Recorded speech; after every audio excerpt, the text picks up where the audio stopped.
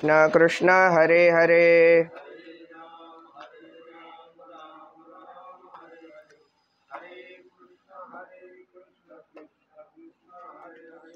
हरे राम राम राम हरे हरे हरे कृष्ण कृष्ण कृष्ण कृष्ण हरे हरे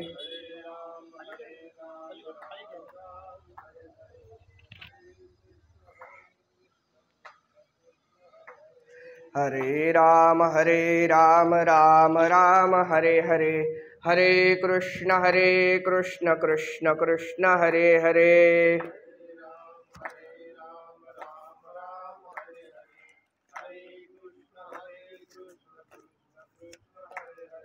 हरे राम राम हरे हरे हरे कृष्ण कृष्ण कृष्ण हरे हरे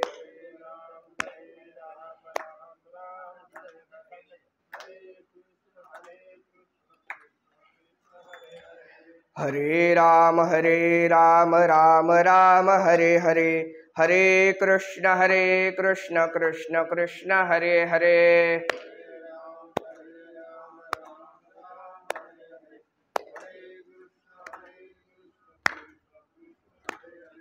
हरे राम राम हरे हरे हरे कृष्ण कृष्ण कृष्ण हरे हरे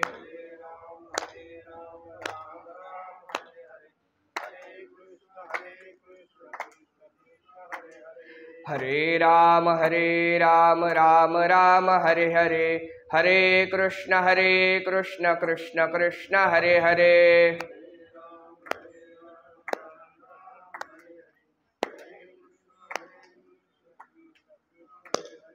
हरे राम राम हरे हरे हरे कृष्ण कृष्ण कृष्ण हरे हरे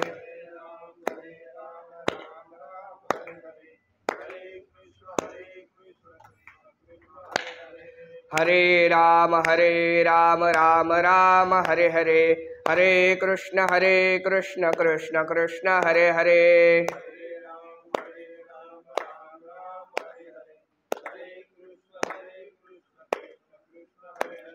हरे राम राम हरे हरे हरे कृष्ण कृष्ण कृष्ण हरे हरे हरे राम राम हरे हरे हरे कृष्ण कृष्ण कृष्ण हरे हरे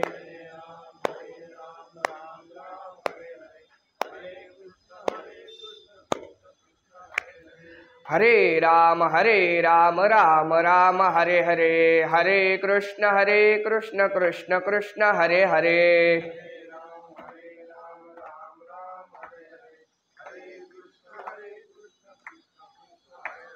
हरे राम राम हरे हरे हरे कृष्ण कृष्ण कृष्ण हरे हरे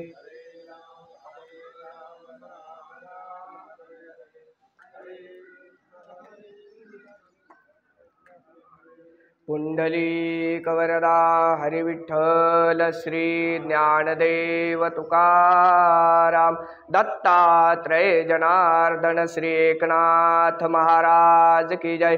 परम पूज्य भगवान बाबा की जय। परम पूज्य भीमसिंह महाराज की जय। परम पूज्य भक्तराज महाराज की जय। सद्गुरुनाथ भगवान की जय। ब्रह्मानंदं परमसुखदं केवलं ज्ञानमूर्तिं द्वन्द्वातीतं गगनसदृशं तत्त्वमस्यादिलक्ष्यम् एकं नित्यं विमलमचलं सर्वधी साक्षिभूतं भावातीतं त्रिगुणरहितं सद्गुरु तं नमामि। श्री ज्ञानेशु भगवान विष्णु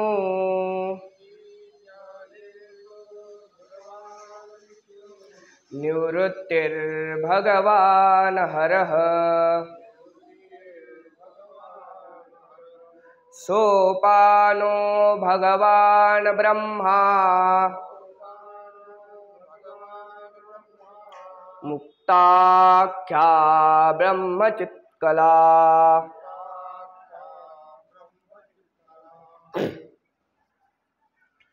अखिल कोटी ब्रह्मांड नायक भक्तवत्सल भगवान पंढरीनाथ, आईसाहेब भगवती माता रुक्मिणी, परमपूज्य प्रातस्मरणीय शांतीब्रह्म भगवान बाबा, श्री संत श्रेष्ठ हरिभक्तिपारायण वैकुंठवासी भीमसिंह बाबा आणि वैराग्यमूर्ती परमपूज्य भक्तराज बाबा यांच्या चरणी साष्टांग नमस्कार। ग्रंथश्रेष्ठ ज्ञानेश्वरीला हृदयाशी धरून आज चिंतनाला घेतलेल्या श्लोकाकडे आपण वळणार आहोत। देवद्विजगुरुप्राज्ञ पूजनम शौचमार्जवम ब्रह्मचर्यमहिंसा च शारीरम तप उच्यते। आपल्याकडे सालाबादप्रमाणे सुरू असलेला हा सप्ताह परमादरणीय प्रातस्मरणीय शांतीब्रह्म भगवान बाबा यांच्या पुण्यस्मरणानिमित्त भव्य दिव्य स्वरूपात आणि परिपूर्ण असा हा सप्ताह आज आपल्याकडे साजरा होत आहे आणि इतका उत्साह आनंद आहे। आणि आजची जी ही चतुर्थ दिवसाची विशेषतः माझं महत् भाग्य की आज एकादशीच्या दिवशीची ही सेवा गुरुवर्य बाबांच्या कृपेने माझ्याकडे आली। आणि भगवान बाबांचं हे जे मंदिर आहे म्हणजे विठ्ठल रुक्मिणी तथा भगवान बाबा मंदिर आणि गजानन कॉलनीत पुन्हा, तर या गजानन कॉलनीचं इतकं मोठं वैशिष्ट्य आहे की परिपूर्ण असा सप्ताह म्हणजे एकही गोष्ट म्हणजे ह्या भूमीवर या गादीवर किंवा ह्या ठिकाणी आपण सर्वांनी श्रवण केलं का सांगण्याची गोष्ट नाही। भागवत होतं, भागवत झालेले, उत्तरकांड झालेले रामायणाचं, असे अनेको ग्रंथाचे नित्य वाचन होत राहतं। त्याच्यानंतर ज्ञानेश्वरीचं प्रवचन तर सुरूच आहे। आणि या सप्ताहांतर्गत आजची ही चतुर्थ दिवसाची सेवा माझ्या वाट्याला आलेली आहे। तर 15व्या अध्यायात असं सांगतात की खरं तर गीतेची समाप्ती झालेली आहे। 15व्या अध्यायात गीतेची समाप्ती झालेली आहे। तो श्लोक असा की इति गुह्यतमं शास्त्र मिदमुक्तं मया नघ एतद बुद्ध्वा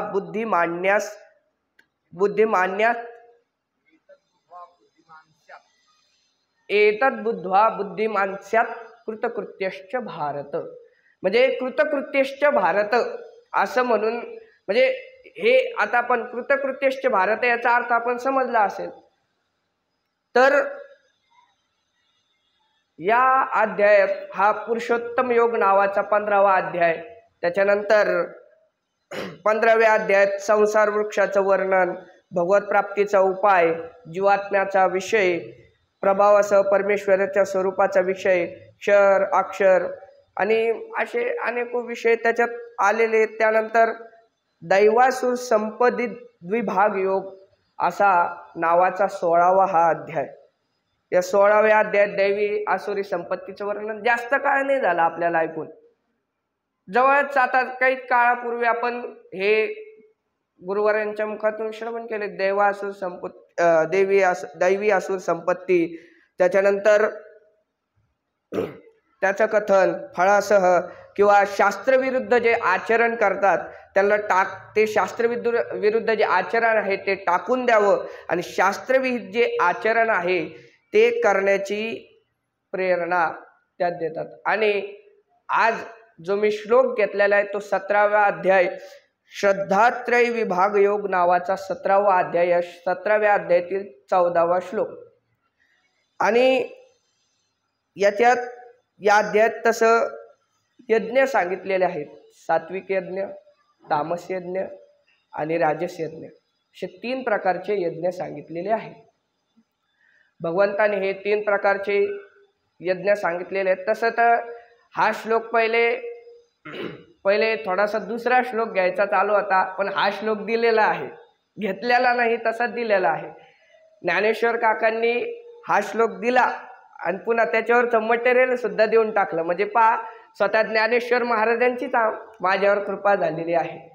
आणि तसं म्हणायचं झालं तर हा जो श्लोक आहे, देवद्विज गुरु प्राज्ञ पूजनम शौचम आर्जवम, म्हणजे या श्लोकात जे आहे, या अध्याय 17व्या अध्यायात तप सांगितलेले. तप म्हणजे तपाचा पूर्ण अर्थ असा होतो तापवणे. तप म्हणजे काय? तापवणे. म्हणजे आपल्या शरीराला जे अनुकूल गोष्टी आहेत, म्हणजे ज्या आपल्याला लागतात, त्या सर्व सोडून त्यांचा त्याग करून तो भोगाचा असू द्या, आपल्या शरीराला ज्या समाधानकारक गोष्टी, आता जसं आपण थंडी लागलेली आहे, थंडी लागली की लगेच पांघरून घेतो अंगावर, तर त्याच्यात काय आपलं समाधान आहे त्या गोष्टीपुरतं. तर हे जे समाधान आहे याचा त्यागच करून टाकायचा, ह्याला तप मानतात. आता तप करायचं झालं तर कोणी केला असेल तर रुक्मिणी माता. रुक्मिणी माता श्री विठ्ठलपंत यांच्या पत्नी रुक्मिणी माता, त्यांनी काय म्हणतात ते, अश्वत्थाच्या झाडाला कितीतरी सहस्त्र प्रदक्षिणा मारल्या, तेव्हा त्या माऊलीच्या पोटी जगाचे माऊली आले. म्हणजे त्या माऊलीच्या पोटी जगाचे माऊली आले. कितीतरी तप केलेले, कितीतरी जणांचे उदाहरण आहेत. ज्ञानेश्वर माऊलींनी तेच तप केलेले. आता कितीतरी तुम्ही वस्त्र पहा ज्ञानेश्वर महाराजांचे, असं कमीत कमी ते गुडघ्याच्या खालपर्यंत एवढं वस्त्र, का भरजरी कपडे नाही का काही नाही. त्यांच्याकडे कुठं सुख सुविधाचा संपूर्ण त्यांनी त्याग केलेला आहे, त्याला म्हणतात तप. आणि अशा तपामध्ये अनेक असे 3 प्रकार याच्यात पाडलेले आहेत. शारीरिक तप, मानसिक तप आणि वाचिक तप. तर मी मागचं थोडंसं सांगतो की आपल्या इथं आषाढी एकादशी नंतर गुरुवर्यांनी एक खूप छान उपक्रम सुरू केला, चक्री प्रवचन सेवा. तर त्या चक्री प्रवचन अंतर्गत माझं तर झालंच, माझं तर प्रवचन प्रथम सेवा झालीच, पण ज्ञानेश्वर काकांनी जो श्लोक घेतला होता, अनुद्वेगकरम वाक्यम सत्यम प्रिय हितंचयत स्वाध्यायाभ्यसनम चैव वाङ्मयम तप उच्यते. या श्लोकात वाचिक तप सांगितलेले. आणि त्यानंतर त्याच पुढचा बरं का, हे असे रांगेत आलेले श्लोक 14, 15 आणि 16, 3 तपांचं वर्णन 3 श्लोकात येतं. आता हा जो 16व्या नंबरचा श्लोक आहे, मन प्रसाद स सौम्यत्वम मौनमात्म विनिग्रह भाव संशुद्धी रित्येतत् तपो मानस मुच्यते. म्हणजे जे मानसिक तप आहे त्याचा याच्यात विचार केलेला आहे. पुन्हा जो ज्ञानेश्वर काकांनी तो वाचिक तप सांगितला की त्याच्यात आपण हळू बोलावं, हळूवार बोलावं आणि जे समोरच्याच्या कानी पडावं, आपलं जी वाणी आहे ती सत्य असावी, असत्य असू नये, अशा विविध प्रकारचे जे वर्णन आहे ते ज्ञानेश्वर काकांनी आपल्याला व्यवस्थित तिथं समजून सांगितलेलं आहे.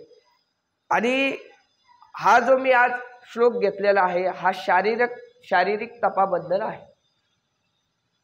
तर शारीरिक तपाचं वर्णन करताना आता पहा, प्रत्येकाला आहे का नामस्मरण करत असतो आपण, किंवा जप करत असतो, ध्यानधारणा असते, आपली नैमित्तिक पूजा वगैरे असते, पण त्यात आपलं जे कर्तव्य आहे, मूळ जे कर्तव्य आहे की आपण काय काय करायला पाहिजे, देवद्विज गुरु प्राज्ञ पूजनम. म्हणजे याचा अर्थ असा घ्या की तुम्हाला देवी देवता आहेत अथवा द्विज आहेत. द्विज म्हणजे द्विज या शब्दाचा अर्थ ब्राह्मण होतो. तर त्या द्विज दुजाचं आपण म्हणजे ब्राह्मणांचं आपण पूजन केलं पाहिजे, त्यांचा आदर केला पाहिजे. त्यानंतर पुढचा शब्द येतो प्राज्ञ. देवद्विज गुरु, गुरु येतो.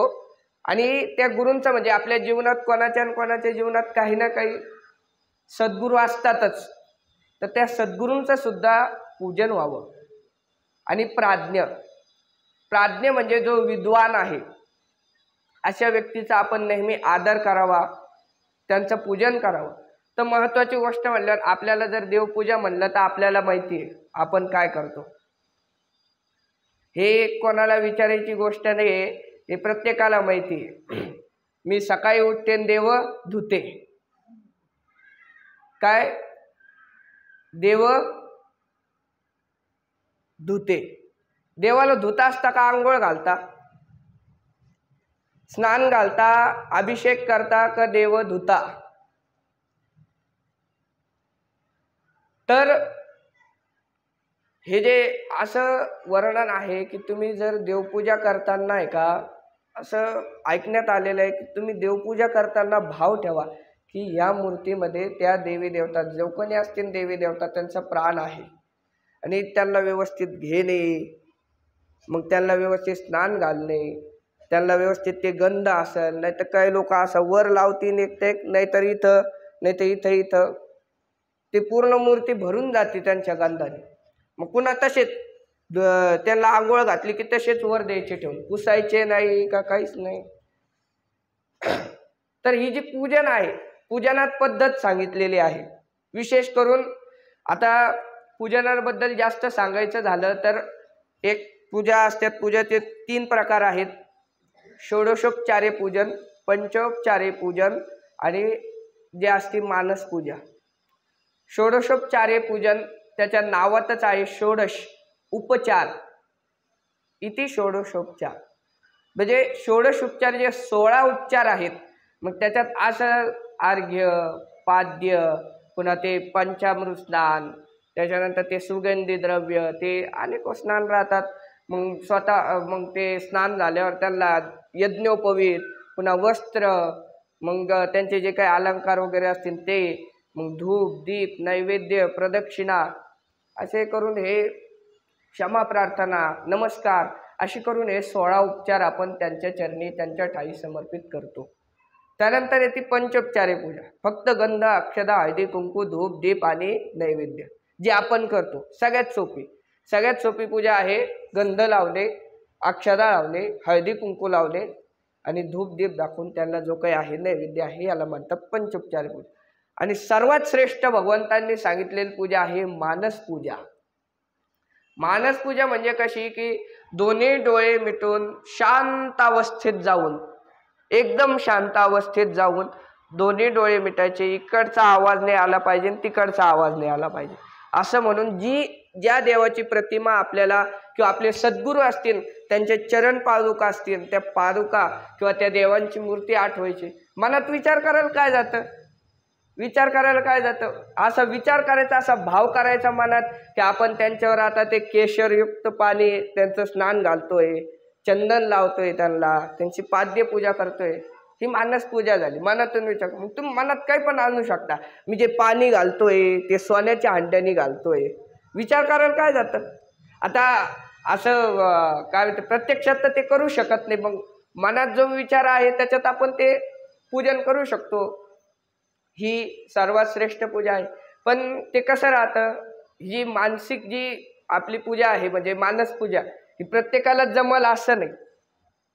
म्हणून जे पूर्वीचे जे थोर काही पूर्वज असतील, आपले व्यक्ती असतील, त्यांनी काय केलं, ही मूर्तीपूजा सुरू केली. मूर्तीपूजा का सुरू केली? प्रत्येकाला ध्यान धारणा करणं शक्य नाही. कोणाच्या घरात लगे इकडं भांडं पडलं, तिकडं पोरग बोंबललं, इकडं हे झालं, तिकडं ते झालं, असा आवाज होत राहतो. मग ते सगळं डिस्टर्ब होऊन जातं. आपला जो कार्यक्रम आहे, आपण लगे पाणी घातल्या क्षणीत लगे तिसरा आवाज येतो. मग ही शक्य नाही. तर मग जी शक्य पूजा आहे आपल्याला मूर्तीपूजा, त्याच्यासाठी हे विधान काढलं की बाबा तुम्ही ती मूर्ती घ्या, ते पूजन करा, व्यवस्थित त्यांना जे तुम्हाला जे भाव समर्पित करायचे ते करा. असं हे देवता पूजन असतं. आता पुढचा शब्द येतो द्विज. द्विज म्हणजे ब्राह्मण. आता बहुतांश लोक जे आहेत ना, माझं असं ऐकण्यात आलेलं आहे की ते काय करतात, असं त्यांना वाटतं की हा काय करतो, आमच्याकडून दक्षिणा घेतो, एवढी एवढीशी पूजा करतो, दक्षिणा घेतो. पण त्यांचा द्वेष करणं खरंच चुकीचं आहे. पूर्णपणे ते चुकीचं आहे द्वेष करणं. कारण की आज कालच्या का परवाच्याच कीर्तनात ऐकण्यात असं आलं होतं, इथंच बरं का, की त्यांनी जे आहे वेदांचा जो घोष आहे, वेद जे आहेत ते जपून ठेवलेले, जतन केलेले. आपण दुसऱ्यांकडे बघून बोलू शकतो, पण हरिभक्ती पारायण प्रातस्मरणीय मुकुंद काकांकडे बघून कोणी बोलू शकतं का तसं? ते पण त्याच समाजातले, पण त्यांनी वारकरी संप्रदायात किती मोठं म्हणजे उंचीवर असणारं असं नाव आहे ते. तर मग त्यांचं आपण पूजन करावं. त्यात जे रामचरित मानस आहे, त्या रामचरित मानसमध्ये एक दोहा आलेला आहे त्यांच्याबद्दल.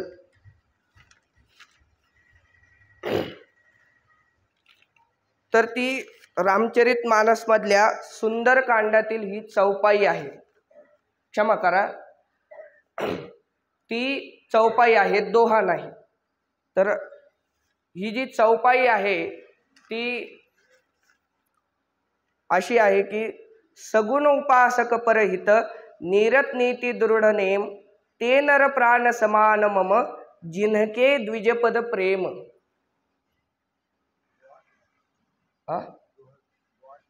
दोहाचे का? तो दोहाच आहे, पण या असं होतंय. तर तो दोहा आहे, त्यात सांगतात की जे सगुण उपासक आहेत, जे परहितासाठी झटतात आणि त्यांची नीती जी आहे, दृढ प्रेम आहे, ते सर्वांच्याच हिताचा. आता ब्राह्मण लोक जे असतात ना, हवन यज्ञ याग जे काही करतात ना, असं मोठं आता आपले तर विष्णू याग वगैरे झालेला आहे, तर आपल्याला माहिती की ते सर्वत्र सुखिना भवंतु, म्हणजे सर्व सुखी राहावेत. हे जगात जे आहेत ते सर्वांचं कल्याण व्हावं.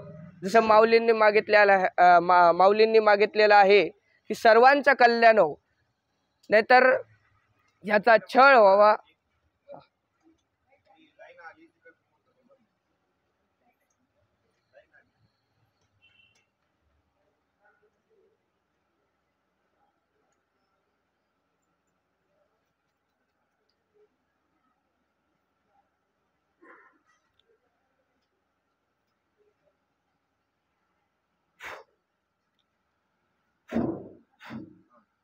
तर हे जे उपासक आहेत, म्हणजे हे भगवंताचे उपासक आहेत, ते नर प्राण समान मम जिनके पद द्विज प्रेम.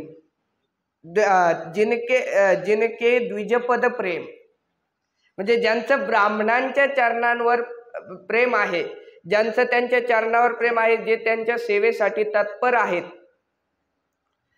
असे नर जे आहेत, असे जे व्यक्ती आहेत, ते मला प्रिय आहेत.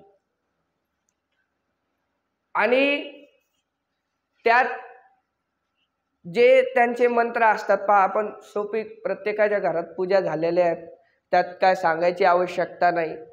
ते मंत्र जे असतात ना, ते उच्चारण असतो त्यांचा विशिष्ट प्रकारचा, आणि त्यांचा जो नाद जो घरात घुमतो ना, तो नकारात्मक ऊर्जा नष्ट करून सकारात्मक ऊर्जाला आव्हान देतो, तो आव्हान करतो त्या सकारात्मक ऊर्जेचं.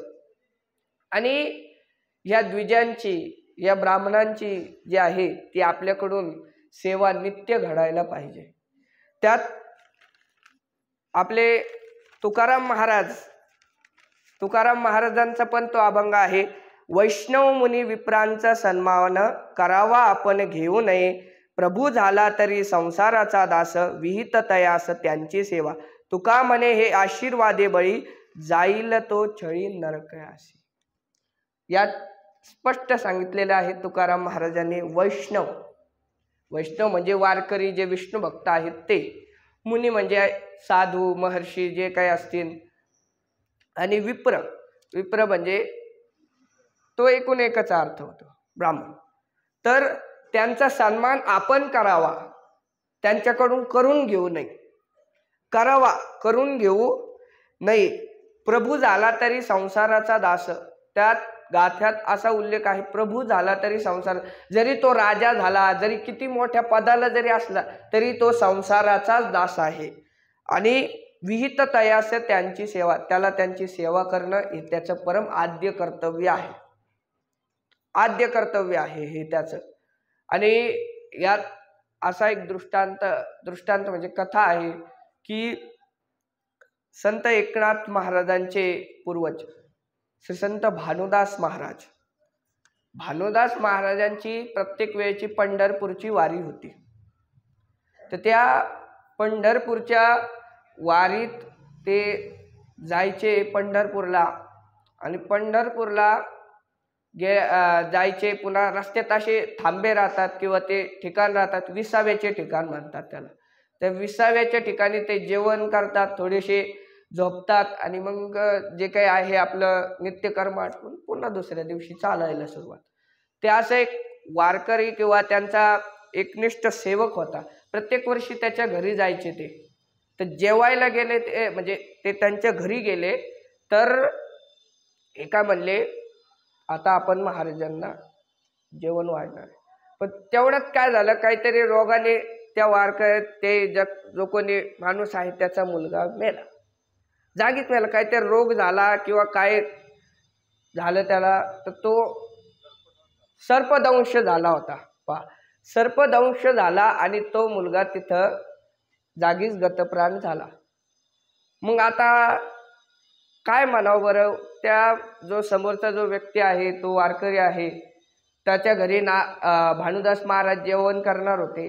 पण मग आता हे जर ऐकलं सर्पदंश झालेला आहे मुलाला, तो मृत आहे, तर ते जेवणार नाही आपल्या घरी, ते जेवणार नाही. मग त्यांना म्हणजे ते जर त्यांना जर इकडून जाऊन दिलं तर आपल्याला पाप लागल म्हणे.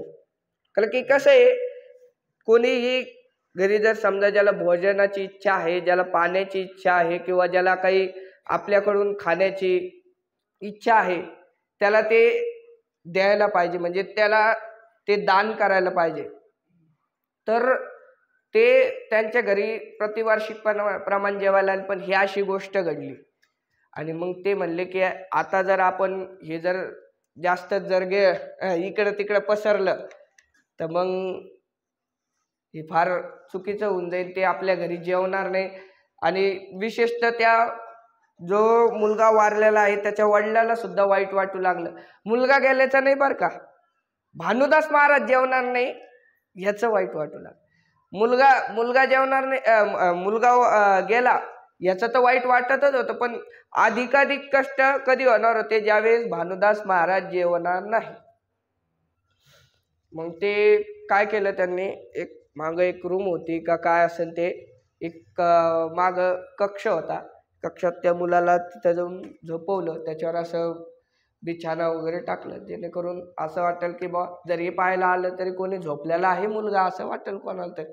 बिछाना वगैरे आथरून असं झोपवलं त्याला. भानुदास महाराज घरी आले, त्यांची पाद्यपूजा केली आणि व्यवस्थित त्यांना घरी बसवलं, बसायला आसन दिलं. लगेचच थोडंसं बोलता बोलता त्यांनी मग त्यांनी लगेच ते जेवणाचं ताट समोर आणलं. आणि काय म्हणतात कथेत की जेव्हा त्यांनी ते जलाचा जो तांब्या असतो किंवा लोटा असतो का ते हातात घेतलं आणि उजव्या हातात ते पाणी फिरवतात ना भोजनाभोवती, तर ते पाणी फिरवलं होतं. पाणी फिरवत असतानाच त्यांच्या ध्यानात आलं, म्हणे तुमचा एक मुलगा होता ना, म्हणे कुठं आहे तो? ते म्हणे तो खेळायला गेलेला आहे. म्हणे खेळायलाच ना बाबा. हा, तर ते खेळायला गेलेलं आहे असं म्हणल्या ते मग ते बाण फुटला शेवटी आईचा. आणि ते बाण फुटल्याच्या नंतर ते ढसा रडायला लागले. किती ते दुःख, म्हणजे शेवटी किती बी आवरून ठेवलं तर ते मनातलं बाहेरच आलं.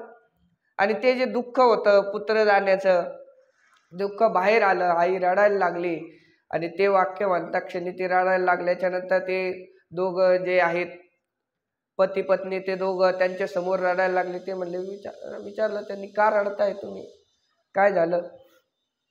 तर ते का रडतायत, तर त्याच्यावरून त्यांना भानुदास महाराजांना त्याने सांगितलं की असं असं झालं, त्याला सर्पदंश झालेला आहे आणि तो मृत झालेला आहे. ते म्हणले हे तुम्ही आधी का नाही सांगितलं? ते म्हणले तुम्ही जेवणार नाही. मग असं जर सांगितलं तर तुम्ही आमच्या इथं जेवणार नाही. मग ते जसं ते पाणी होतं तसंच ते म्हणे असं कसं म्हणे.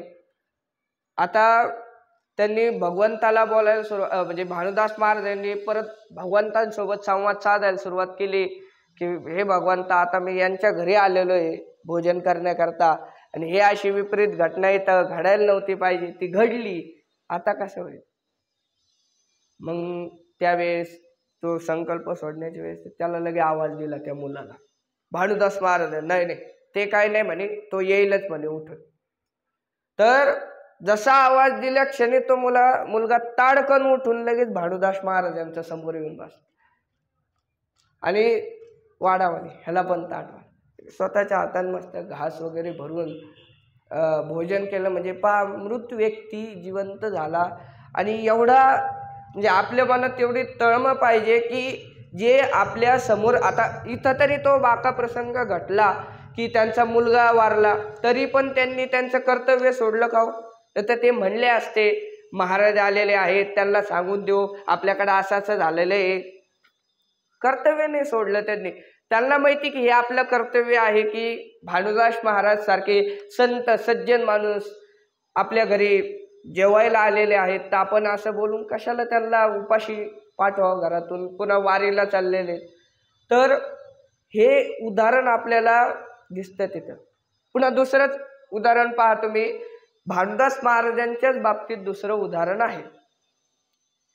भानुदास महाराजांच्याच बाबतीत दुसरं उदाहरण म्हणायचं झालं तर राजा कृष्णदेवराय होता कर्नाटकचा. तो काय झालं, पंढरपूरला गेला पांडुरंगाकडे दर्शनाला. सहज असं महाराष्ट्राची अशी विनंती करत करत करत करत पंढरपुरात गेला. त्याने ते भगवंताचं स्वरूप पाहिलं. त्याला इतकं आवडलं, इतकं प्रिय, म्हणजे त्याला इतकं, म्हणजे जवळजवळ तो राहूनच गेला महिनाभर पंढरपूरला.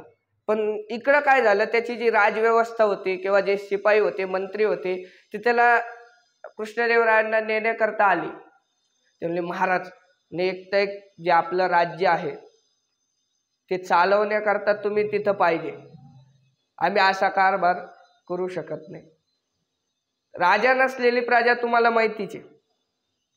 आणि पुन्हा परकीय आक्रमणाचं पण संकट आहे आपल्यावर. जर कळालं शत्रूला की तुम्ही नाही, मग ते काय करतील, आपला घातपात होण्याची शक्यता आहे.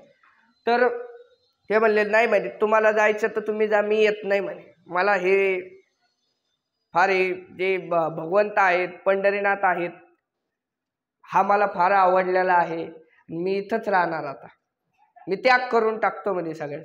तसं नका करू म्हणे, बरं तुम्हाला आवडत असेल तर घेऊन टाका त्यांना बी सोबत. त्यांनी काय केलं, ती पंढरपूरची मूर्ती घेतली आणि तिथं कर्नाटकला नेली.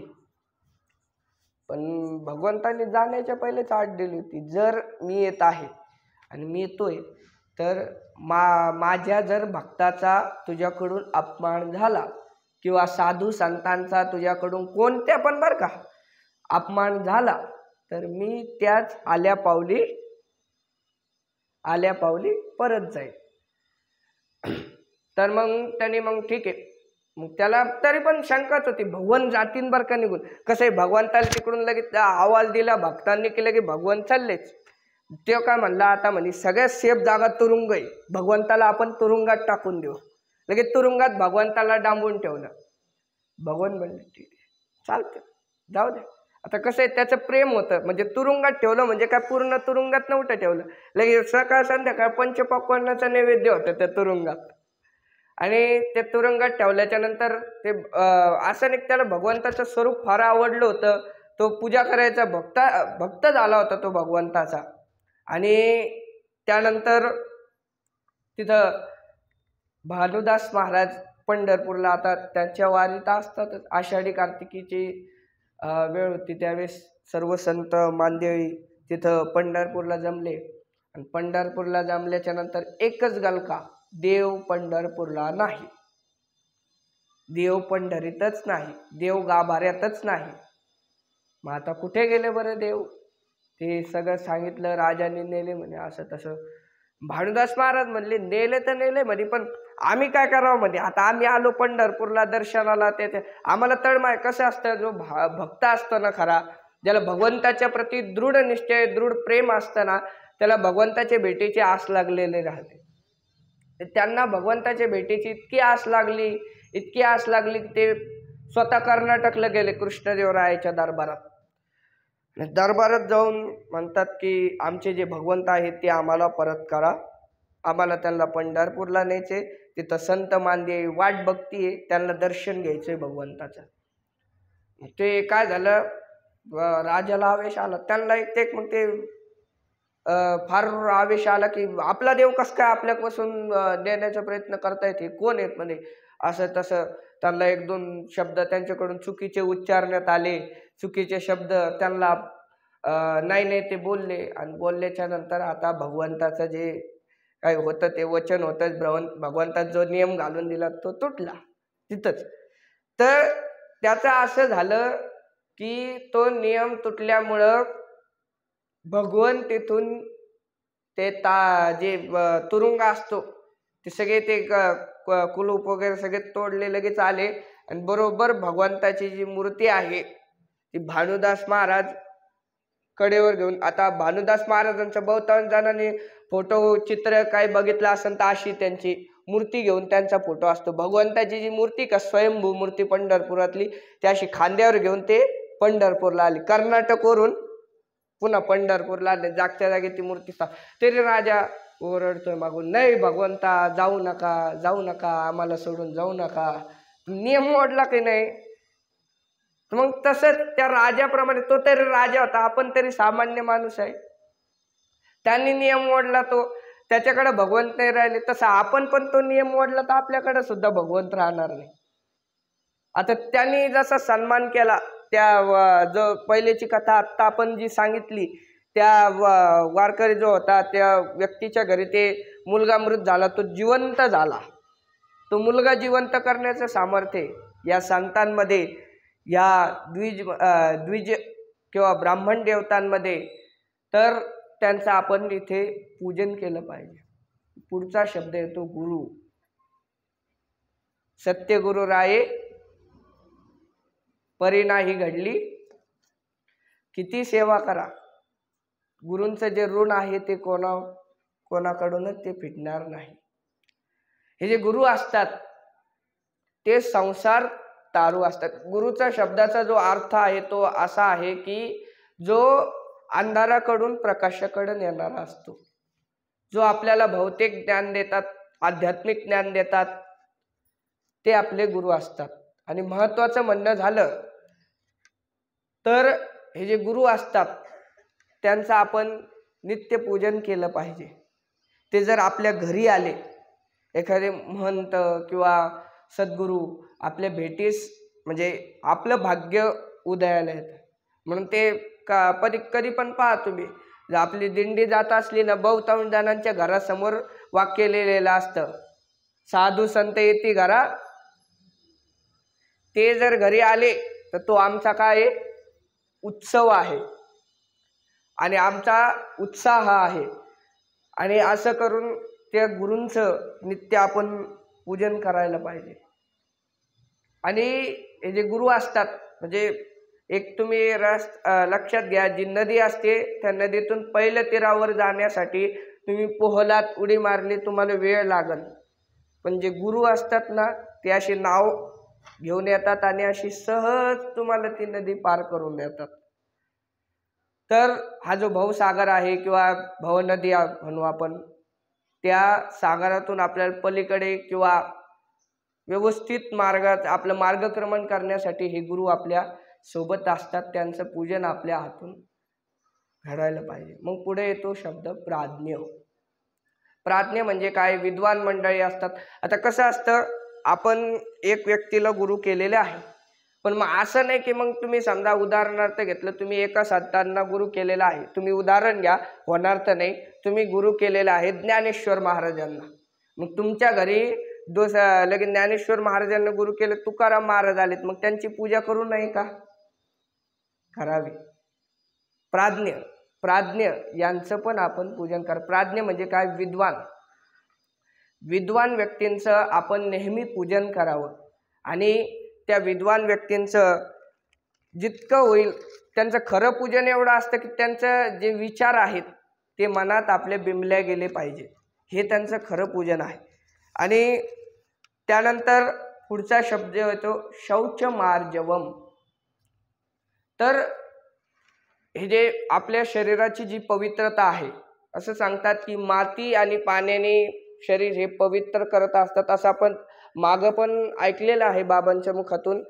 तर आपण जेव्हा स्नान वगैरे करतो तर या स्नानाची आपली शुचिर्भूतता होते. तर ती कधी करायला पाहिजे? ब्रह्ममुहूर्तावर करायला पाहिजे. ती स्नान करायला पाहिजे. स्नान म्हणजे काही काही लोक तर 10ला करतील, काही 9ला करणार आहेत, काही 12 वाजता करणार आहेत, त्यांच्याप्रमाणे. पण ही शुचिर्भूतता नसते. तुम्ही एक लक्षात घ्या, आंघोळ झाली की लगेच आपण झोपेतून उठलं की लगेच आपण स्नान करायला पाहिजे. जे आपलं योग वगैरे जे काही ध्यान धारणा असेल ते झालं का लगेच स्नान करायला पाहिजे.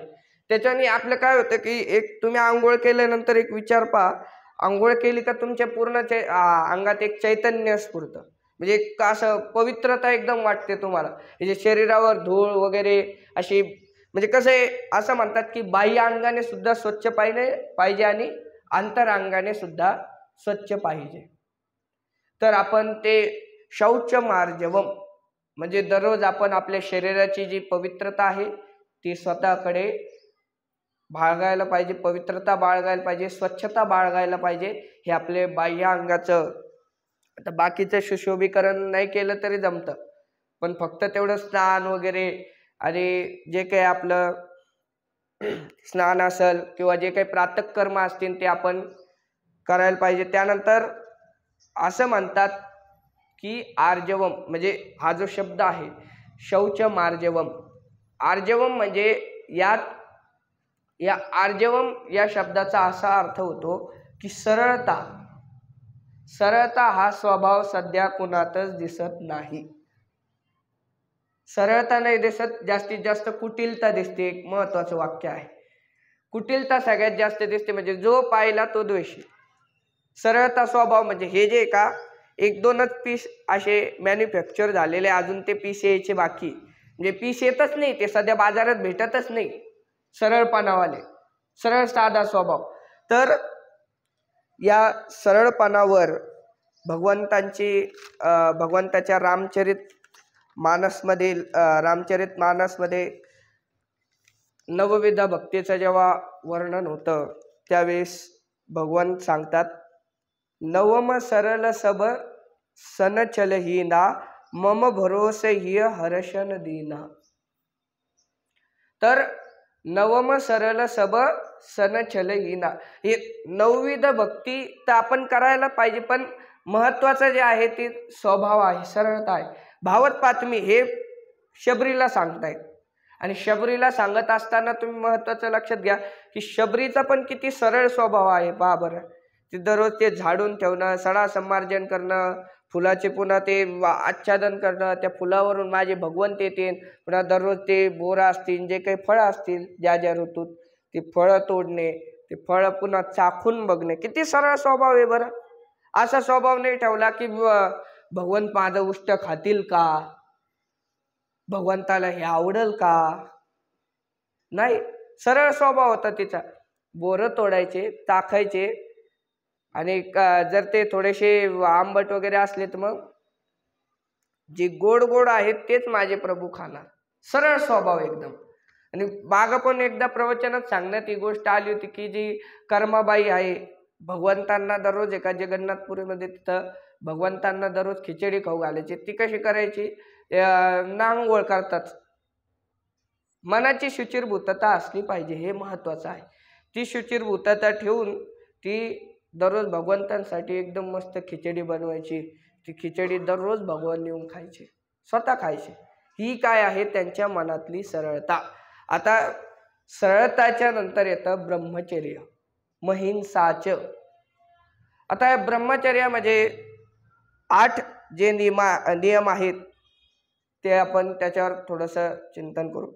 त्यात प्रथम नियम आहे परस्त्री माते समान, परधन माती समान, माता पित्यांचा आदर करावा, ब्रह्ममुहूर्तावर उठणे, योग ध्यान धारणा करणे, नित्यकर्म कर्तव्य करणे, नित्य स्वाध्याय नामस्मरण करणे आणि अखंड या गोष्टीवर ठाम राहणे। म्हणजे हे जे ब्रह्मचर्य आहे तर परस्त्री माते समान, परधन जे आहे दुसऱ्याचा जो पैसा आहे ना तो पैसा माती समान आहे। कशा समान?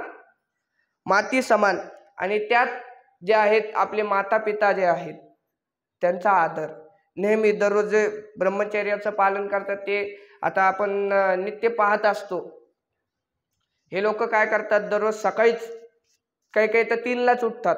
3लाच उठले की मग स्नान वगैरे आदिविधी करून त्यांचे आई वडिलांचे चरण स्पर्श करतात, योग ध्यान धारणा करतात। म्हणजे यांचं जे ब्रह्मचर्य राहतं ना ते दररोज असे योगा, हे श्वास वगैरे घेणे, असं श्वास वगैरे घेणे, पुन्हा ते त्यांचा जो योग राहतो ते दंड बैठक, उठक बैठक, ते असे वेगवेगळे प्रकारचे ते वजन जास्त उचलणे, पळणे, धावणे अशा प्रकारचे ते योग करत असतात। आणि नित्यकर्म कर्तव्य करणे म्हणजे हे सगळं करून सुद्धा तुमचं जे नित्य कर्तव्य आहे ते न विसरता करणे। त्यानंतर नित्य स्वाध्याय व नामस्मरण करणे हा पण त्या ब्रह्मचर्यातला एक नियम आहे। हे 8 अंग आहेत। ब्रह्मचर्य म्हणजे आपण एकच गोष्ट धरून चालतो, पण ब्रह्मचर्याचे 8 नियम आहेत जे नित्य स्वाध्याय आहे। समजा आपण एक स्वाध्याय असतो, वारकरी संप्रदायाचा जो स्वाध्याय आहे की नेहमी आपण रामकृष्ण हरी नावाचा जप करावा, आणि रामकृष्ण हरी नाम जप करून आपण नेहमीप्रमाणे तो आपला काय झाला, स्वाध्याय झाला। हा आपण नित्य स्वाध्याय करत राहावा। त्यानंतर आपण थोड्याशा जेवढ्या होतील आपल्या वेळेत बसतील तेवढ्या थोड्या माऊलींच्या ओव्यांचं आपण चिंतन करू, कारण की वेळेवर संपवणं फार गरजेचं आहे। मागच्या वेळेस थोडासा एक थोडीशी वेळ वर झाली होती, म्हणून आपण जेवढ्या होतील तेवढ्या ओव्या आणि बाकी राहिलेल्या नंतर होऊन जाईल। तर तया प्रिय देवतालया यात्रादिके करावया, 8ही पहारा जैसे पाया उळीग घापे। तर ज्ञानेश्वर माऊली आता सांगतायत, आता यापुढे जी वाणी आहे, आता हे जे होतं देवद्विज गुरु प्राज्ञ शौचनम शौच मार्जवम ब्रह्मचर्य महिंसाचे शारीरम तपोच्यते, या श्लोकाचा मी अर्थ सांगितलं। त्यानंतर आता पुढची जी वाणी आहे ती ज्ञानेश्वर महाराजांची आहे। ज्ञानेश्वर माऊली सांगतात की त्या प्रिय देवताला, ज्या देवताचं मंदिर त्याला आवडत असेल किंवा अथवा ज्याला ते यात्राधिक करा, आपण भरपूर लोक जातात ना काशी, रामेश्वरम, इकडे तिकडे ते भरपूर मोठमोठे तीर्थ असतात। तर त्या ठिकाणी आता हे कुंभमेळा झाला, प्रयागराज झालं, तिथं लोक जातात। तर 8ही पहारा जैसे पाया उळीग घापे, म्हणजे 8 प्रहर जे असतात ना त्याच्या पायाला जी भिंगरी लागलेली राहते, म्हणजे त्याचे पाय जे असतात का ते इच्छाशक्ती असले चालतात, नाहीतर वारीला जायचं म्हणतात पण काही लोक निघतच नाही लवकर, गरज सुटत नाही ना। मग ते 8ही पहारा जैसे पाया उळीक घाप, म्हणजे त्याच्या पायाला एकदम भोवरा बांधलेला आहे। 8ही पहारा तो भ्रमंती करू शकतो, हे तीर्थक्षेत्र पाहू शकतो, त्याचे प्रिय देवाचं किंवा अथवा त्याच्या इष्ट देवाचं। त्यानंतर देवांगणा मिरवनिया अंगोपचार पुरवनिया, करावया म्हणिया शोभती हात, म्हणजे देवाचे जे अंगण झाडणं पुसणं। आता आपण दररोज पाहतो तर काकडा आरती होते ना, तर कोणी महिला, त्यांचं नाव नाही माहिती, तर दररोज येता इथं सडा संमार्जन करता, रांगोळी काढता एकदम, पुन्हा इथं मंडपाच्या बाहेर सुद्धा सडा संमार्जन रांगोळी सकाळीच 5लाच। तर हे जे हात आहेत हे कशासाठी शोभतात, देवाच्या दारात सडा सारवण करायला, त्यांच्या दारात रांगोळी काढायला मस्त, आणि हे हात त्याच्यासाठी शोभत असतात। आणि हे हात कशासाठी शोभतात, गुरूंनी आणि आई वडिलांनी जो आदेश आहे दिलेला ते कर्म करण्यासाठी हे हात शोभतात।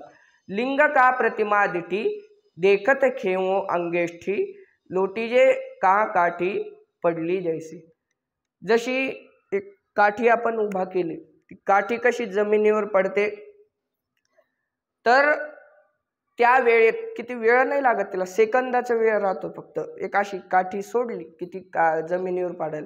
तर यात माऊली असं सांगतात, लिंग का प्रतिमा देठी, म्हणजे भगवान शंकरांचं शिवलिंग तथा प्रतिमा विष्णूंची जी प्रतिमा जी आहे, आपल्या आवडत्या देवी देवतांची असो कोणाची असो, त्यांची प्रतिमा पाहता क्षणी आपला जो अभिमान आहे तो जसे काठी पडायला जितका सेकंद वेळ लागतो, क्षणाचा वेळ लागत नाही, तेवढ्या वेळात आपला अभिमान असा गळून पाडायला पाहिजे. त्या काठीसारखं हे सगळं गळून पाडायला पाहिजे. हा जो मनातला अहंकार आहे, मी चालवतो, हे माझं नाव आहे, नाव तुम्ही घेतलेलं आहे का? तुम्हाला दिलेलं आहे ते नाव पण तुमचं नाही, तुम्हाला दिलेलं आहे ते नाव.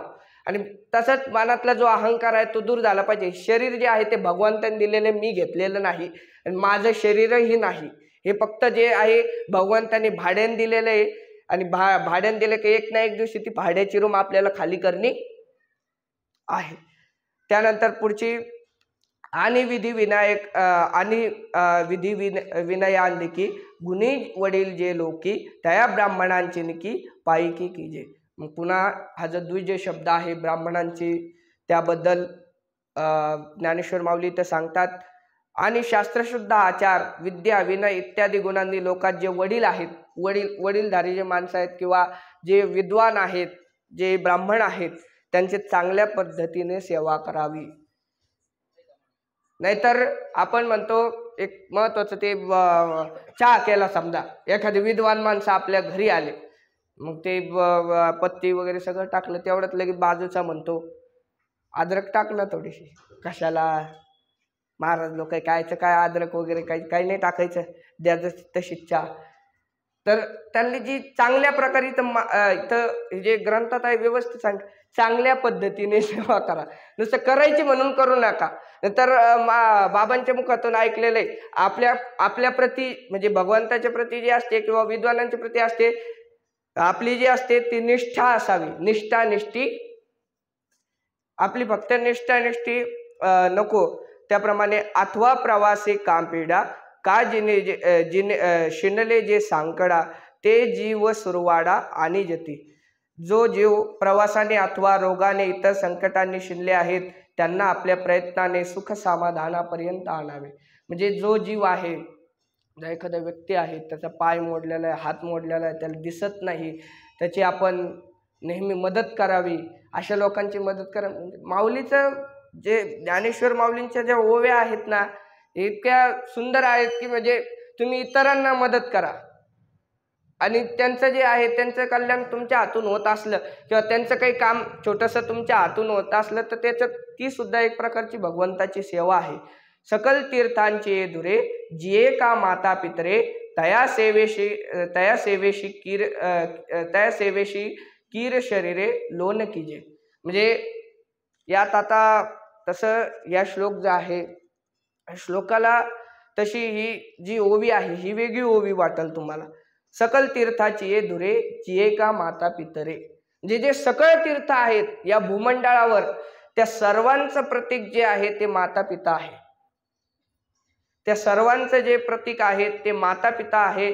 त्यांच्या सेवेसाठी आपलं जे शरीर आहे त्याचं लोन कीजे म्हणजे जे ह्या शरीरात असला नसलेला भाग, जो जिथपर्यंत या शरीरात जीव आहे, जिथपर्यंत या शरीरात ताकद आहे, तिथपर्यंत त्यांचे अखंड सेवा करत राहावी असं इथं सांगतात. पुंडलिके काय केले, परब्रह्म उभे ठेवले. म्हणजे माये बापे, तुकाराम महाराजांचा अभंग आहे, माये बापे केवळ काशी तेने न जावे तीर्थासी. ते स्वतः काशी स्वरूप आहेत, त्यांच्या दर्शनानेच काशीचे दर्शन होते. फक्त त्यांची सेवा करावी. आपल्याला जे काही आहेत ते तिथे प्रसाद जो आहे म्हणजे जे पुण्य आहे ते लाभून जातं. आणि संसार ऐसा दारुणो जो भेटलाचे हरिशिणो तो ज्ञानाने सकरुणो भजिजे गुरु. आता बरोबर गुरूंचा इथे विषय माऊलींनी काढलेला आहे. माऊली म्हणतात बरोबर इथं रांगेत चालू आहे बरं का विषय. आपले पहिले गुरु आपले आई वडील असतात, बरोबर पहिली ओवी ती आणि दुसरी लगेच गुरूंची ओवी. म्हणजे जे भेटल्यानंतर आपल्या जन्म मरणाचे जे भयंकर दुःख आहे, म्हणजे जन्माचं किंवा मरणाचं जे आता जन्म आल्यावर मरणाचं जे दुःख आहे, भयंकर दुःख आहे, ते ज्ञानदाता दयावान गुरु भजावा असा जो गुरु आहे जो आपल्याला या संकटातून सोडवतो आणि जो आपल्याला भगवंताच्या चरणी लीन करतो, अशा गुरुला नेहमी भजावं, अशा गुरुचं नेहमी भजन करावं. आणि स्वधर्माचा आगिटा देह जाड्याची अकिटा आवृत्तीपुटी सुबटा झाडी किजे. आणि अर्जुना, स्वधर्माच्या अग्नीमध्ये अंतःकरणाला घालून असलेल्या देहाभिमानाच्या मळाला त्यावर जाळून नंतर पुन्हा पुन्हा केलेल्या धर्माचरणाच्या संस्काराची पुढे भावना ठेवून ते देऊन मळाचा समूळ नाश. आता आपण जे आर्जवून हा शब्द ऐकला होता ना, सरळता वगैरे जे आहे, तर माऊली ते म्हणतात की तुमच्या मनातली जी कुटिलता स्वभाव आहे किंवा जे मत्सर आहे, जो द्वेष आहे, तो घालवून टाका, जो मळ आहे तो घालवून टाका. आणि अशा प्रकारे ते माऊली तर म्हणतात. आता त्यावर जवळजवळ 14 ओव्या आहेत, माऊलींनी या श्लोकावर दिले 14 ओव्या आहेत. तर पहिलेच एवढं होतं म्हणून थोडेसे त्या, आता वेळ झालेला आहे, मला तर असं वाटतंय वेळ झालेला आहे, त्याच्यामुळे जास्त वेळ न घेता मला वेळेवर संपवण्याचं जे कारण आहे त्याच्यात ते अर्धवट थोडंसं सोडलं. त्यासाठी तुम्ही सर्वांनी मला उदार अंतःकरणाने क्षमा करा की आता आपल्याला अशा 4-5 ओव्या राहिलेल्या आहेत.